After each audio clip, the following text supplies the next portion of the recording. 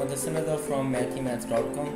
Let's start with question number 4 of exercise number 6.3. The statement of this question is find x and y.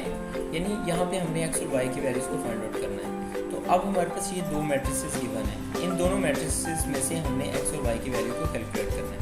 तो आप सबसे पहले तो इस चीज़ को देखें जो अभी हम लास्ट क्वेश्चंस में भी करते आए हैं कि यहाँ पे जो हमारा फर्स्ट एलिमेंट है ये वाला, ये इस फर्स्ट एलिमेंट के इक्वल होगा, यहाँ सेकंड एलिमेंट सेकंड के, थर्ड एलिमेंट थर्ड के, और ये जो फोर्थ एलिमेंट है ना ये इस फोर्थ एलिमेंट के इक्वल होगा। तो अब यहाँ पे x और y की वैल्यू को लेने के लिए हम इक्वेट कर लेते हैं, इक्वेलिटी बना लेते हैं, यानी x + 3 = 2 आ जाएगा।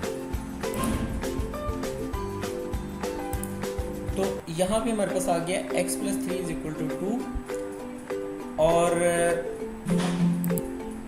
इसी तरह से बाकी एलिमेंट्स भी, यानी 1 = 1, ये देखें ये 1 = 1, फिर -3 = -3, और फिर 3y - 4 = 2 आ जाएगा। ये 3y - 4 = 2। अब हम इक्वेशन नंबर 1 को लेते हैं। यहाँ पे इक्वेशन नंबर 1 ये है कि x + 3 = 2। अब ये 3 इक्वल के दूसरी साइड पर जाएगा तो ये माइनस आ जाएगा, तो x = -3 + 2, सो x = -1 आ जाएगा, यानी -3 + 2 = -1।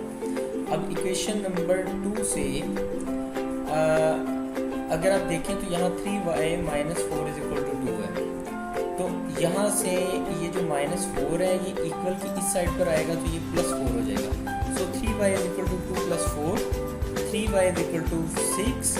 अब ये y की वैल्यू अगर हम यहाँ से कैलकुलेट करें तो 3 और y हो रहे हैं मल्टीप्लाई, ये जैसे ही इक्वल साइन की इस साइड पर आएगा तो ये डिवाइड हो जाएगा। सो y = 6/3, सो y = 2 आ जाएगा। और हमें यही x और y की वैल्यूज़ को यहाँ पे कैलकुलेट करना था। क्वेश्चन नंबर 4 कंप्लीट हो चुका है। अगर आपको इसमें कोई कन्फ्यूजन है तो आप हमसे कॉन्टैक्ट करें। हमारा यूट्यूब चैनल अवेलेबल है, आप उसे सब्सक्राइब करें ताकि हमारी लेटेस्ट वीडियोज़ और अपडेट्स आपको मिलती रहें। Thanks for watching mathematics.